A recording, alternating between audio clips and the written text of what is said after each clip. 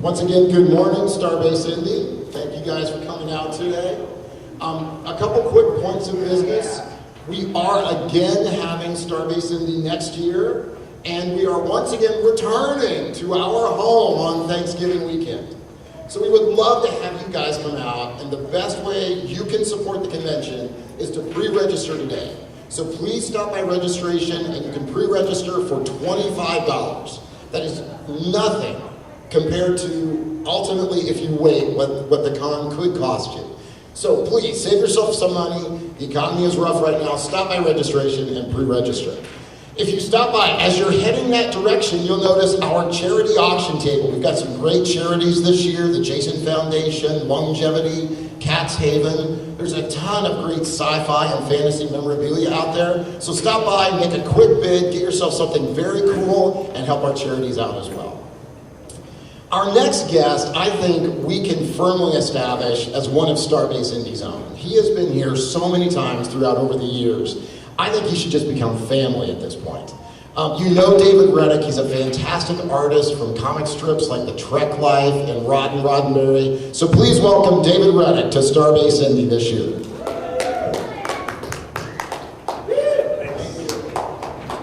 Hey everybody.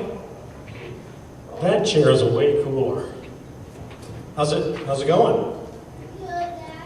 Awesome, thank you. You don't have to. It'll rock.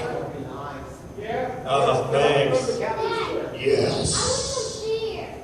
Okay, well, hecklers in the audience, my own children, thank you. You've been trained well. Awesome. Yes. Oh, sorry to put you to work. I'm not really sorry, I'm going to be very honest. The chair.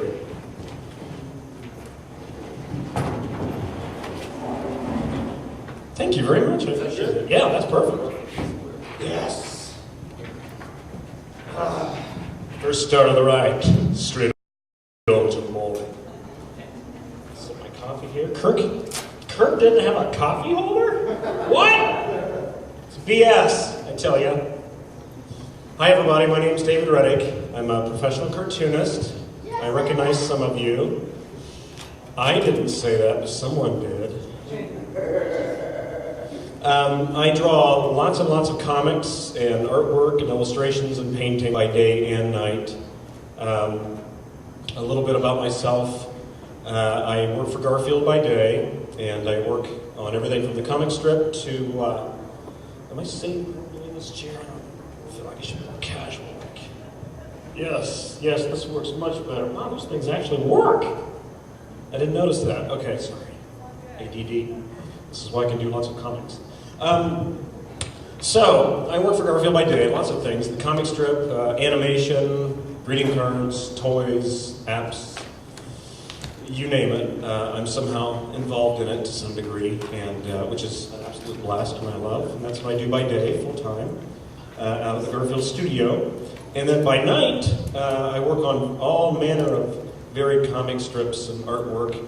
Lots of Trekkian type of work. I worked on the Trek Life at StarTrek.com for 3 years until the writer's strike came about, which ended all of StarTrek.com's employees' careers abruptly, and very sad. But as fate would have it, from that moment on, Roddenberry, Gene Roddenberry's son, contacted me, and he had expressed interest in me doing some comics before the Trek Life even ended. But right around that time, he said, hey, why don't you come over and do some comics for Roddenberry.com? And I said, absolutely, sure. Where do I sign up? So we sort of hashed out a few ideas and cooked up not one, but 2 comic strips that have been running, going into their 4th year now at Roddenberry.com. Gene's Journal and Roddenberry. Gene's Journal being about a young 10-year-old, roughly, Gene Roddenberry, and the true story behind Gene Roddenberry's ideas, i.e. a few aliens get themselves lost, wind up crossing a little boy named Eugene Roddenberry's path, and therein lie tons of ideas, not only for Star Trek, but other varied things that Gene Roddenberry tried to get off the ground. Like most artists, cartoonists, writers, musicians, actors, whatever, Star Trek, as some of you may already know, was not Gene Roddenberry's first foray into science fiction or any level of sci-fi, fantasy, anything. He cooked up all sorts of ideas. The Questor tapes, and all sorts of stuff. Actually, I'd used Questor in the Gene's Journal comic strip. That's where he got the idea. Anyway, tons of other ideas that Gene had some now well-known actors who were not so well-known then create pilots for, and proposed and pitched to the powers that be at the networks, and never made it, never saw the light of day. But in those, there are at least 5 or 6 or so pilots that he either came up with, or he sort of took this one and that one and pulled them together and made a 4th one, or whatever, and kept trying. You'll see a lot of Trekkian ideals and ideas and things and even names in some of those. Luckily, I was supplied with all the DVDs, so I had the pleasure of watching some of that stuff, and you're thinking, at first glance, you're like, really? But then you're like, oh, yeah, okay.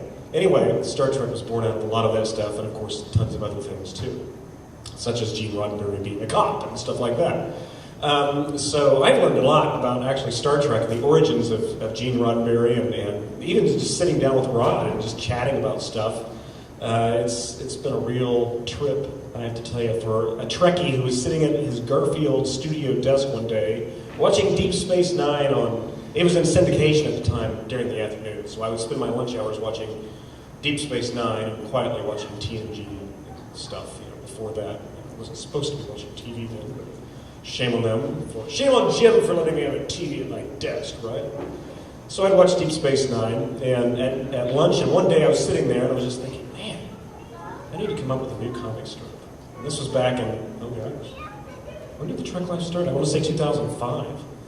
And I was sitting there, I was thinking, something Star Trek, because I sort of have a shameless, endless knowledge of things Star Trek specifically. I don't want to make it about aliens or about Star Trek specifically, like a show idea. That's been done. What about something about fans? Trekkies was good. I like Trekkies. That was good. Denise Crosby.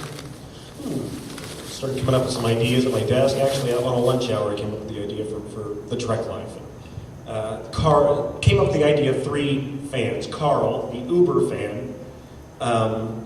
Steve, the big fan, but he wouldn't necessarily wear his uniform to work. Carl totally would. I have, just for the record. And then Kate, who is the brand new fan. She puts up with it via her friends Carl and Steve, but she doesn't know that much about it. And I liked the idea. Well, I like the idea of the varied stages of fandom, so to speak. And so I cooked up an idea, and on a lunch hour, just for funsies, I emailed, I used to be a bill collector way back in the day, way back, well, many years ago. Like Gene Roddenberry, I've had some real doozies of jobs. So I was actually very pleased that, I keep going on about Gene Roddenberry. He's a really neat guy. I mean, has anyone seen Trek Nation, by the way?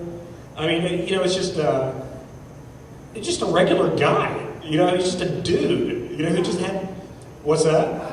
Yeah, I mean, he had lots of ideas, and he, yes, it is on the Science Channel, yes. And he was a guy who just had tons of ideas and was extremely skilled at writing and wanted to do particular things. And he, through his wits and resourcefulness, figured out how to wade into the world of television and writing and such like that. But anyway, proud to say, like Gene Roddenberry, I've worked many an odd job, that's for sure, in my quest for whatever. Yes, in my quest for Questor. But it sounds like a toothpaste, really, if you think about Questor. What'd you brush your teeth with, Questor? I'm just saying. Anyway, so yeah, that's very true. It does. It does sound like a cholesterol medicine, specifically Questor. Yes, I think so too. So anyway, I digress. But on a lunch hour, I cooked up this idea, and I decided to I found the editor at Star Trek magazine, StarTrek.com, and shot an email off, expecting absolutely no response whatsoever. And I sent this email, and I didn't hear anything back. Like many emails I've sent, they just I assumed it went into the ether. And about 2 weeks later, I got this mysterious email from editor at StarTrek.com. I was like, oh, what is this? And he said, the guy's name is Tim Gaskell. He said, we bounced around your idea here in the offices. We really like the idea. Can you send us some strips, some samples? And I was actually on my a 2 week later lunch break when I received it. And I was like, yes. So I wrote back and said, yes, whatever you need, tell me what you need, I'll send it immediately. Great, we need 3 samples by tomorrow afternoon. Okay. And I hadn't even drawn the characters. I hadn't even drawn Carl. I just came up with the idea. And so, well, let's just say it worked like this. Jim, I don't feel well. I need to go home. Okay, go ahead. And that's what happened. And so I went home, and I didn't feel well. And I was sick all night long, and came up with 5 strips, and sent them off to the editor that night. I want to say like 3 or 4 a.m. before I went to bed. Say, this is how it works. You take the opportunity. And I shot it off, and by God, by my lunch hour, by the time I was at work at my lunch hour-ish. I sent something. Oh yeah, it just. There is a lunch hour thing. A lot happens on my lunch hours. A lot. So I got an email back. We love them. Let's do this. And I just really? Yeah, no kidding. So that was that. And we set up a plan for 1 strip a week. We talked the business side of things, and it began probably about a month later, I want to say. And the Trek Life proved so popular at StarTrek.com, it became the most trafficked item on StarTrek.com, which was very surprising, actually, considering all the other stuff that used to be there. It has since changed considerably. But they liked it so much, CBS, it was Paramount when I first started, but CBS took over somewhere in between. And the powers that be at CBS liked the traffic it was getting, and they asked me if I'd bump up to 3 times a week, and they put some advertising on it, and that went extremely well. And it became very, very strong, and I wound up going to lots and lots of conventions. And then eventually Rod contacted me. Actually, I ran into Rod at a convention in Vegas, and he just loosely talked about, hey, I'd love you to do something for me sometime. Yeah, I'd love to. We'll have to talk sometime. That's kind of where it ended. And then writer strike happens. I got a call from one of the guys at StarTrek.com. He said, we've all been laid off. Like 80% of all of CBS Interactive people have been laid off, including all of StarTrek.com, including the Trek Life. I was like, actually, it was more like a God moment. So the Trek Life lived on in Star Trek magazine, which was really nice. And however, the bad news on that is Titan Publishing in the UK, who revitalized Star Trek magazine, is switching editorship and some other things. So the Trek Life's continuation in that magazine is in question at the moment, so I'm not entirely sure. So we shall see. However, moving on to Roddenberry and Gene's Journal, Roddenberry.com comics, very popular. They do very well. You really must check them out. Roddenberry.com, Gene'sJournal.com if you haven't. I'm going into year 4 now. I want to say Gene's Journal, I think Gene's Journal started in January, 4 years ago as of this January. And Roddenberry started like 3 weeks after Gene's Journal. So they both started around early to late January. Going very strong. So strong, in fact, that Gene's Journal has been optioned for an animated series. So, very, very exciting. They're developing a pilot, actually, as we speak. What's that? Web-based or? TV-based. So this is a TV pilot. So here, the way I've learned a few things. I mean, I know a few things via my Garfield work, but Garfield's so well established, and I'm involved in a lot of that there aren't the beginning channels of things with Garfield very often. It's just Garfield's established. You just jump into the middle. This is how it's been. Garfield's been on TV for, 20 plus years. Been in syndication for 35 years or so. So, in newspapers. So the way it works apparently is an animation company finds interest in something. For example, in this case, Gene's Journal. They want to develop one full pilot episode, around 22 minutes. That's usually the length of a half-hour cartoon, given commercials. And what they do is they develop that, they develop some other varied assets, such as artwork and synopsis and whatnot, and then they pitch that to a network, such as Cartoon Network, Nickelodeon, whatnot, Sci-Fi Holdings, and hope that a network bites. In this case, the company that is developing the pilot has a pretty good track record and has worked with some other well-known cartoons that have actually been on Cartoon Network and some other channels. So very exciting about that. Roddenberry is now, because of the Gene's Journal animated pilot potential, Roddenberry has gained some interest as well. Something for Gene's Journal has been signed as far as the actual creating a pilot episode. Roddenberry something hasn't been signed, but the interest is there, and one never knows. And the potential there, I think, is very high as well, simply because of Roddenberry is very broad-based. Gene's Journal is about a 10-year-old Gene Roddenberry, like I said, going about his day-to-day life, and I sprinkle a ton of Star Trekian minutiae within the comic like crazy, such as his teacher that he has a huge crush on, his chapel, and all sorts of little things like that followed him in later life. Anyway. And then Roddenberry is about two aliens who were sent, two little purple aliens. By the way, my table out here, I have little plush Roddenberry dolls. We did produce those, and I'm selling them. Barry is more of a straight man thinker of the two. So it's a lot of fun having them play off of each other. Basically, two little purple aliens that were sent by their supreme overlord, a very tall, blue, extremely sexy alien version of them, but not them, because she's tall and sexy, and she's blue. Anyway, they're purple. So, they're sent to Earth to scout it out for annihilate. Do we save this, or do we annihilate it, or do we just simply take it over and strip it of all of its things? It's sort of just a classic little, aliens coming to Earth thing. But what happens is, Roddenberry come here, and they're just a couple of little geeks, basically, just like me, and they show up to Earth and they get rather hooked on Earth's geek culture, so to speak. Science fiction, fantasy, video games, whatnot, all the stuff I basically like. So they stave off this invasion or this destruction because, well, there's just a whole lot of really good geek culture to partake of. So they're trying to put off this annihilation as long as they can. Successfully, they've done it thus far. And that's pretty much the gist of the comic. They basically just interact with everything from the Baldwin brothers to members of the guild to,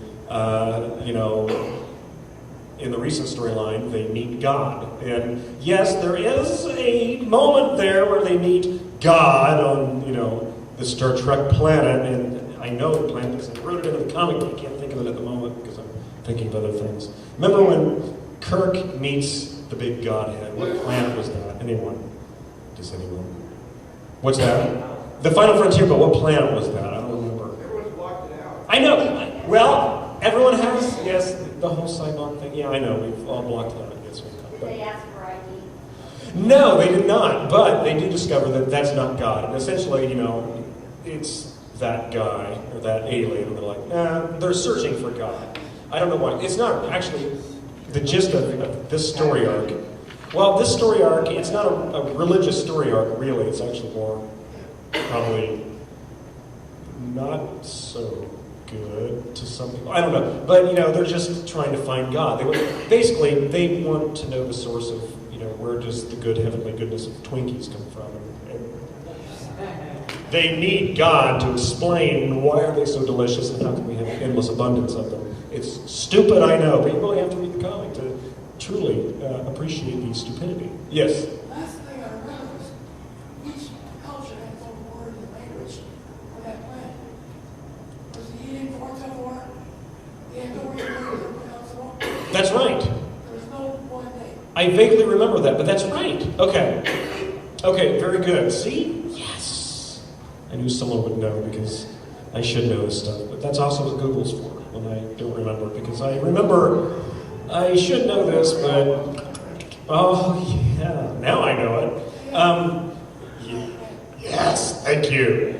So anyway, they have, in the very current strips, they have met God, and well, is it God? That's the question. But anywho, they're going to wind up back on the ship with a whole bunch of Twinkies. The question is, was that God or not? I don't know. Anyway, it's just fun, geeky stupidity, and it's an easygoing, absurd read, and I'm really proud of the art in Roddenberry and Gene's Journal. Gene's Journal is very simple. It almost has, to me, a slight Peanutsy quality as far as the humor, but not being Peanuts, of course. It is about a little boy who has crushes on little girls, has a crush on his teacher, gets into trouble. He just happens to have two really large green aliens who can also shrink themselves down and fit themselves into his backpack or whatever, and they get him into a lot of trouble, and he has to sort of dig his way out. Recently there was a presidential election, in his school, and he somehow got suckered by his classmates because he's a good writer and this and that. And he speaks well, to run for class president. He essentially tries to throw the thing himself, but the aliens try to make him win, and they fail miserably, ultimately failing his ability to become class president, which all works out just fine. So anywho, yes?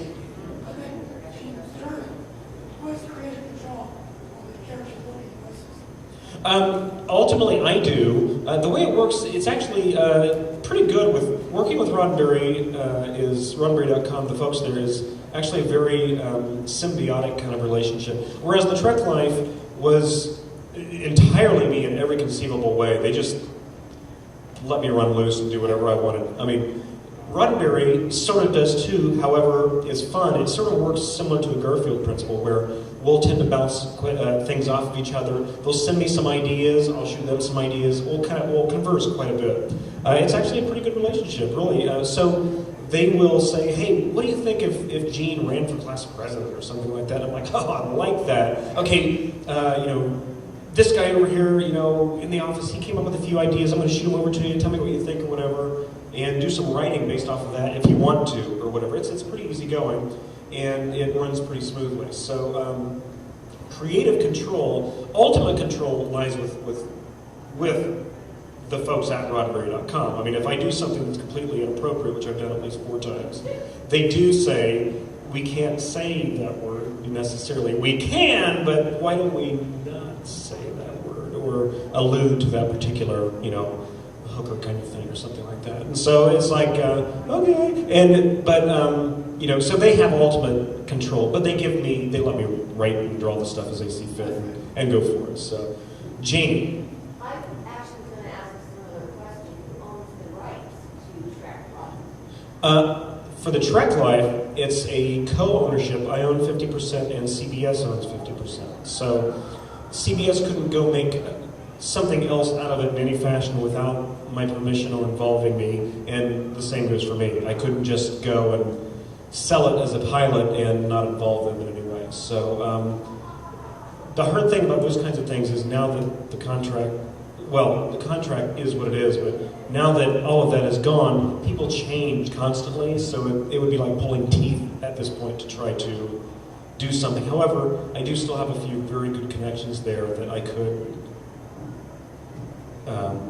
partake of if I really wanted to. So it could, and I would be involved. So it couldn't without my involvement. The answer is yes. They could show up on another website. So, and there are a few who do have some level of authority to make some things happen. I haven't pursued them heavily, to be honest with you. I've asked about them, but given the very things that I do, it's one of those things I've sort of let lie just a little bit. So at the moment, but anyway, yes. How does that work then with Roddenberry going into some sort of cartoon type format? I mean, are you going to have a lot of involvement in that, or are you basically handing it off to somebody else? Essentially, the way it's working now is it hands off to somebody else for the animation stuff. So I don't have a lot of involvement other than being privy to the ideas and what's going on and being asked for the occasional sketches or is this how we draw this, or what do you think of this idea? Is it something that Rod would say or something like that? So my involvement is not very heavy. And if it's interesting, you would think on its surface that my involvement would be, but it's interesting because even with the Garfield stuff, like the Garfield show, we have the Garfield show on Cartoon Network. And it runs around the world on various Cartoon Networks around the world. It's produced in France, actually. I've been in several of those meetings, and even Jim, for example, he's involved in it, but he doesn't write the episodes and he doesn't oversee it in any kind of fashion. It's interesting because I've learned a lot off of just working with Jim Davis, the creator of Garfield, and how he handles these things with my own stuff. And I've applied a lot of those principles to the way I work, which makes me feel a little bit better every now and then. When I see Jim not looming over all the scripts for the Garfield show and seeing this and having to approve that, it seems to be kind of the way it works, unless you are an animator and you work in the animation field, like Seth MacFarlane, who created The Family Guy. He is directly involved in it because he helps write it, voices it, a lot of it, and created it specifically as an animated show. So anyway, to answer your question, my involvement is rather minimal regarding any of the animated stuff. However, that said, should it actually be picked up? That's the question. Will it be picked up by a network? Who knows? That's hard to say. For all you know, it might wind up just a web-based cartoon, which seems to be working for sci-fi.com and some other things like that. Who knows? Well, But what I'm saying is that a lot of web-based programming will end up as TV stuff. Yeah. Very true. And a lot of it's straight to Netflix stuff, which is starting to happen more. Straight to Xbox Live, or the PlayStation Network or whatnot. I mean, there's a lot more of that kind of stuff happening. And the potential is high, especially given the genre in which these comics work. So, and that's right. I mean, look at what is the show? Oh my gosh, I know this show so well.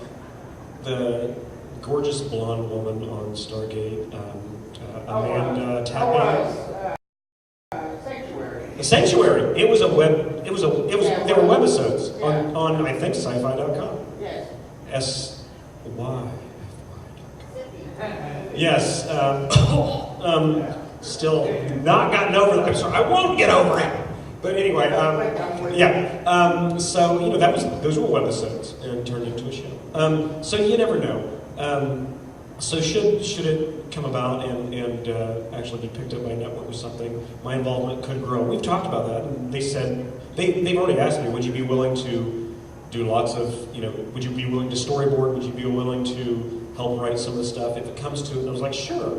Whether that happens, I have no idea. And honestly, it probably wouldn't happen because they tend to employ studios very often overseas to handle a lot of that stuff. So we shall see. But what it does mean is that the comics are incredibly strong, and Roddenberry's love of them is strong. Fans' love of them is strong. I get to keep doing what I'm particularly good at, which is making comic strips and drawing absurd cartoons. So it keeps me in business, so that works for me. The cartoon can make $1 million and be shown everywhere, and I can have no involvement, and I'll be okay with that because I get to still sit and draw the comics. So it's a simple existence, So, what is Conan's line at the end of the new Conan movie, which is absolutely horrible, by the way, just for the record. But he's something like, I live, I love, I slay, I am content. Something like that. That's me, except I don't slay, I draw cartoons. So, I live, I love, I draw cartoons, I'm content. Oh, Conan! You're so manly! Oh, sorry. So, there was another question. I could swear there was another question. So, yes, did you have a question?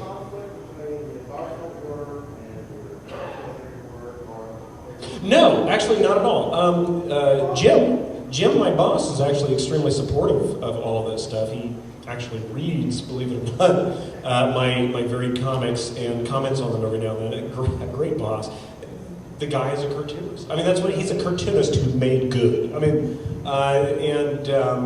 we discuss the stuff every now and then. He's like, how's Legend of Bill going? Which I'll get to that in a second, or whatnot. So no conflict at all. It's simple. I go in, I do my 9 to 5 at Garfield. crank as much as I can in my lunch hour, usually in the form of, I have things to do, but I'm going to sketch the Grinch, because that's what I feel like doing. And so, and then I go home and basically start my night work. I put on my bat cowl. What's that? Draw with the kids on the weekends or whatnot, and whenever I see them, absolutely. So, you know. But no conflicts, just a lot of cartoon and comics, drawing and stuff like that. So, no, not really, unless I toss Garfield into the background of something here and there. Garfield certainly doesn't need anything I'm doing, that's for sure, and I could totally exploit Garfield for my own purposes, but I try not to mix them too much. It's sort of like mixing beer and whiskey. So has Dick given you any ideas for? No, not really. Only ideas that I've come up with if we're talking, you know, or whatnot. I'm like, I think I shall steal that idea for my own purposes.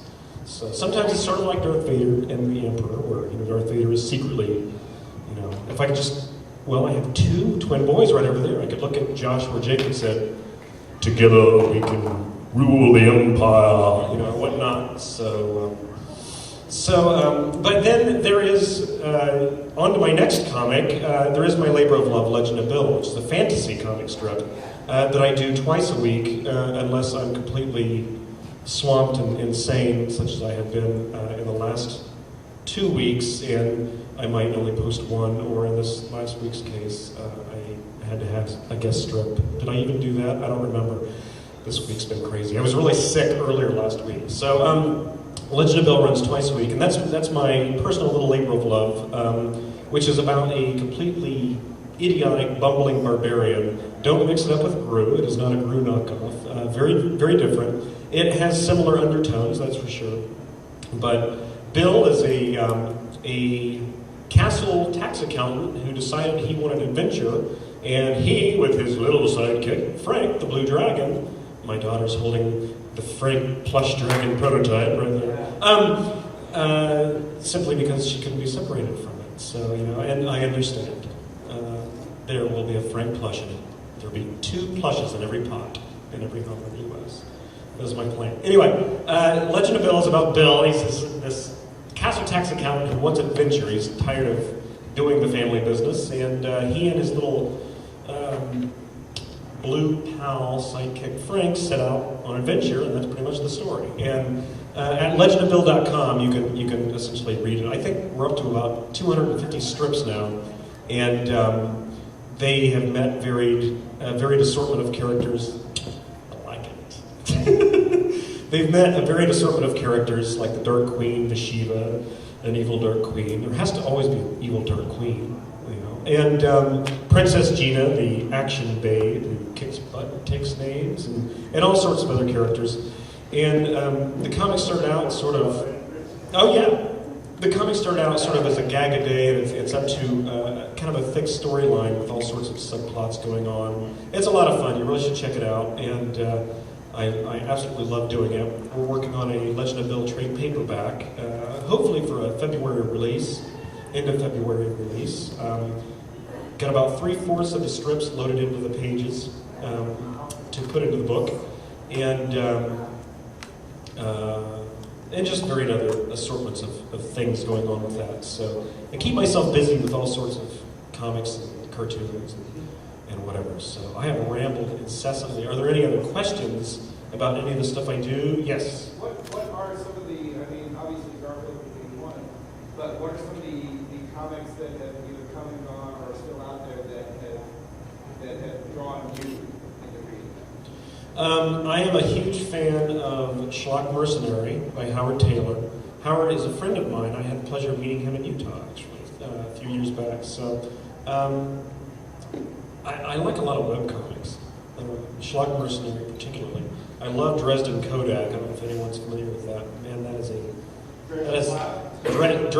Dresden Kodak is the name of it, and it's a killer, I don't know, sort of a cross between Blade Runner and some sort of steampunk kind of thing, and other undertones there, and I really love that.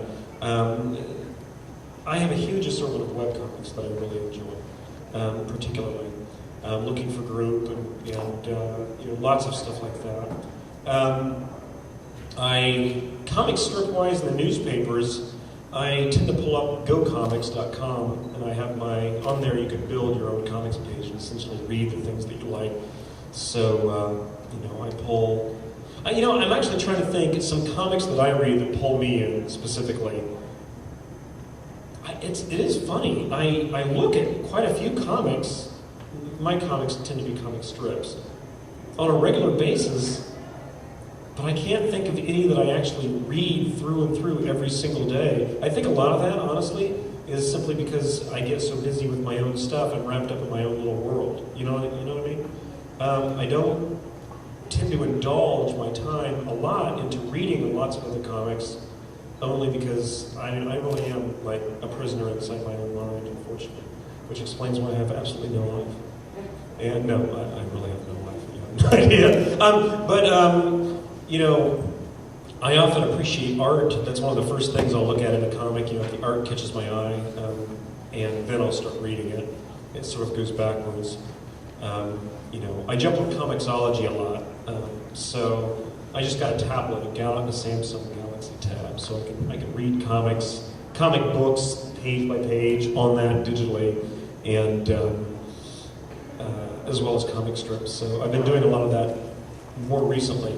But with the comic books, I just sort of randomly poke around and look for really good art. So maybe I'm too lazy to read anything. I don't know. I just look at the pictures. Aren't those pretty pictures? So I didn't really answer your question at all, did I? You came close enough. Yeah, it's sort of like I am an ADHD wreck who is incapable of actually sitting and reading something through and through. So, but any other questions about what I do, the process or whatnot? Yes? I don't really do single panels anymore. Actually, I have been doing some recently for Knights at the Dinner Table magazine, which is, I love that magazine, if anyone's familiar with it. Kinzer & Company is a gaming company, and they put out a comic book format magazine called Knights at the Dinner Table. And I've done a few covers for that, and Legend of Bill runs in the back of that. Or, if that doesn't, and I'm running really short on time, I'll do a single panel. And I've been doing these single panels about these two, what were the name of the guys that would wear the black hoods? They would behead people in medieval times. Executioners. I draw cartoons of these guys. I don't even know what they're called. Anyway, I just think it's funny. About a couple of executioners who, they're just single panels, and they're just walking along, I don't know, one commenting about, I thought we'd, get better uniforms than this, or, something, I don't know, whatnot. So those are about the only single panels I tend to do anymore, are little executioner single panel cartoons, which just seems wrong, almost put into words, but not so much. I did do single panel cartoons. I worked for a daily newspaper for 6 years in Anderson, Indiana here. And I was their staff editorial cartoonist, and I also did editorial cartoons and single panels I did for 6 years that ran on the front page there. Both my editorial cartoons and single panels were syndicated through Scripps Howard News Service to about 450 newspapers around the country. So, and I did the single panels. The single panels went out to about 250 newspapers.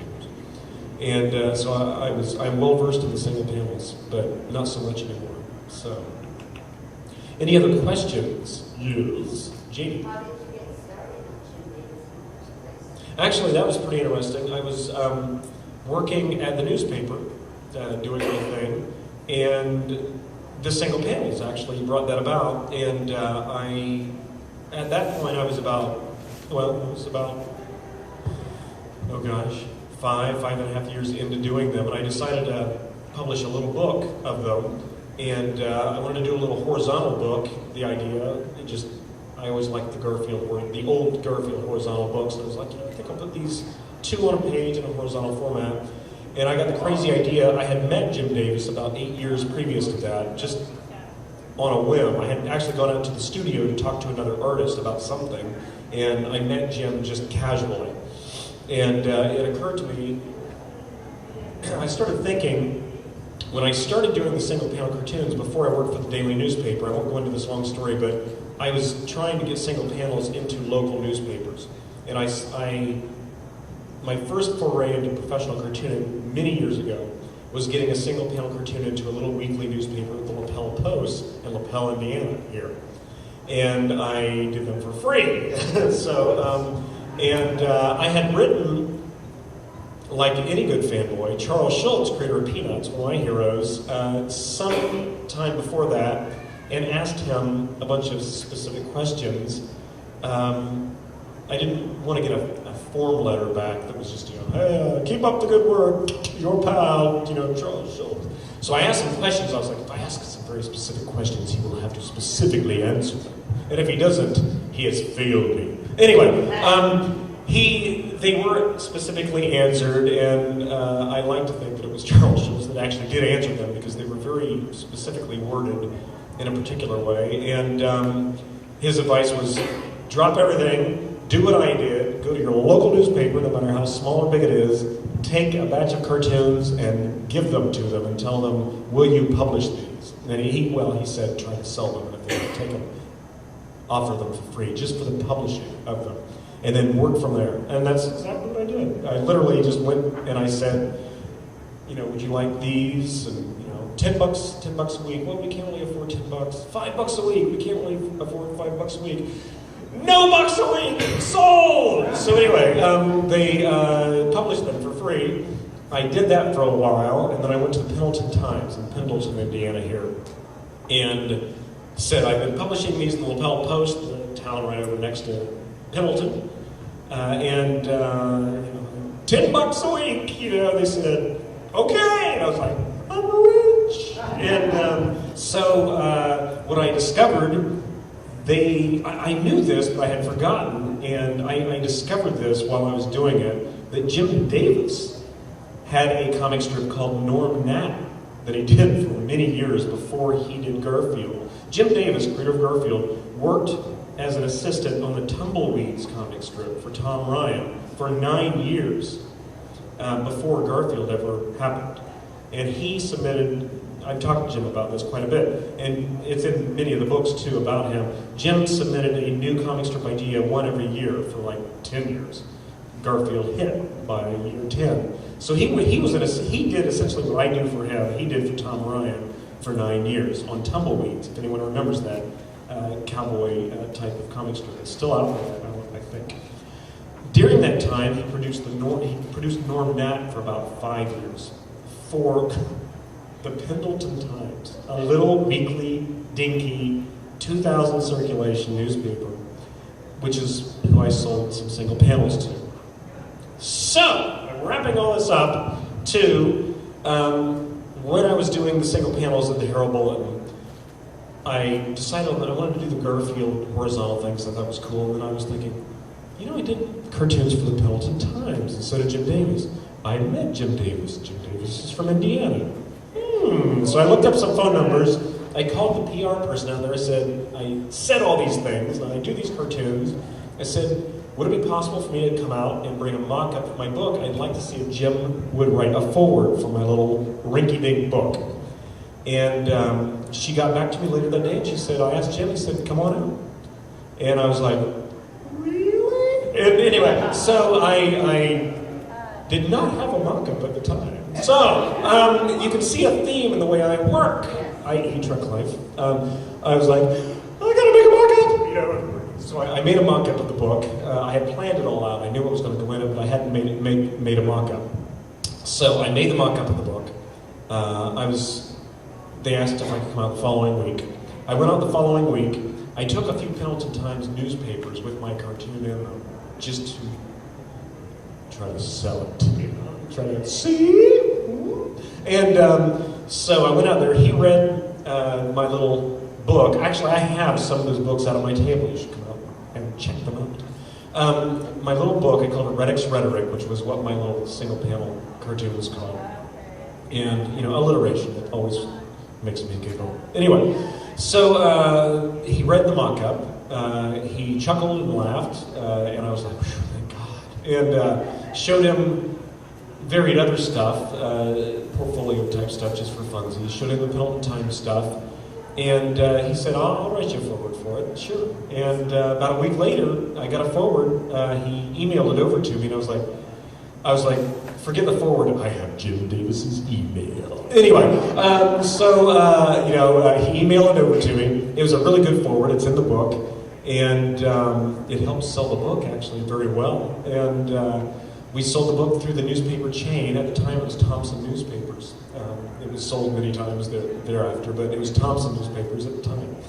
And so anyone who carried the cartoons ran ads for the book, so it actually sold really well. And about 6 months later, so I thanked him, I sent him some books, you're awesome, you rock. And about 6 months later, I got a phone call. I'm at work, I was drawing a political cartoon.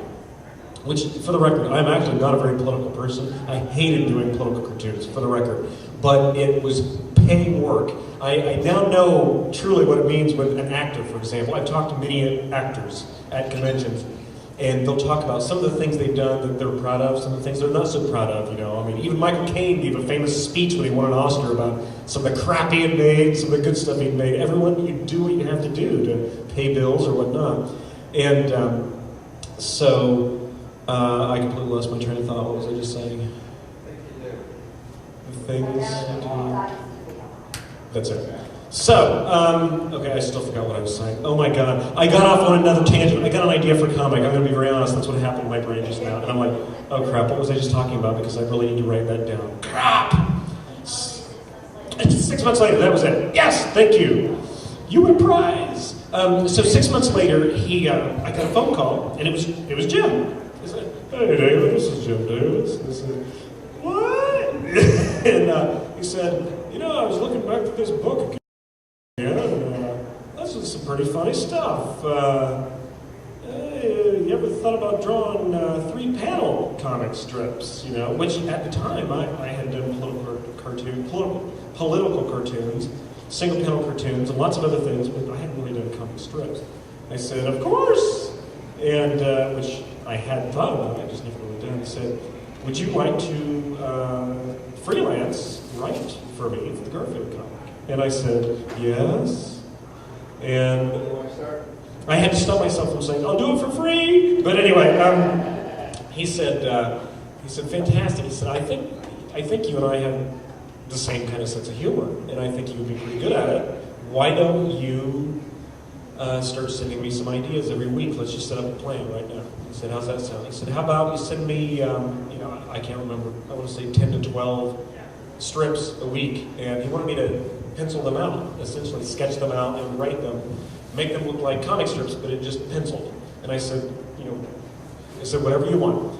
And which I started to do. And he took most of everything I sent, and I did that for about 6 months. And about 6 months later, I had been in contact with him off and on. It was mostly email from there on. And it was just about 6 months later, he gave me another call. I had talked to him only a few times previous to that about the comics, but I got another call, and he said, I've been really happy with what you've been doing with writing the Garfield strip for me and such. He said, how would you like to make it a full-time gig? And I was like, oh, I'll do it for free. No, I didn't say that, but I almost did. And I said, yes. He said, I'm sure you enjoy what you do right now, but how would you like to come out and work at the studio and write for the Garfield comic, and I can teach you to do some other, other stuff that we do with the Garfield stuff as well, and we can do that. And I said, when do I start? And so anyway, we set up the details, and on I moved to Garfield Land, and I will have been there 8 years this January. So it's pretty cool. Yeah, pretty exciting stuff actually. I mean, Garfield started back in 1978, and I was pretty young when I started reading it. So I've always, like probably a lot of you, I've been a Garfield fan for many, many, many years. So it was a huge treat. But aside from just getting to be involved with the Garfield comic, I've learned so much just about just the business of specifically the kinds of things that I do, and even just creativity and all sorts of other stuff. It's been a really great experience, and it's fed so much of the other things that I've done and continue to do. And so it's pretty exciting stuff, actually. Very, very exciting. But anyway, it was a pleasure to talk to everybody. Thank you very much for listening. Let me ramble on. Thanks. Feel free to come out and see me at the table. I'll be out there. I've got these Roddenberry plush dolls and the books, and I'm doing caricatures. I'll draw you as your favorite Star Trek alien or whatever you want. So come on out and say hi. Absolutely, you got it. Absolutely. So, all right. Thank you very much, everybody. Have a good one. Enjoy the rest of the con today.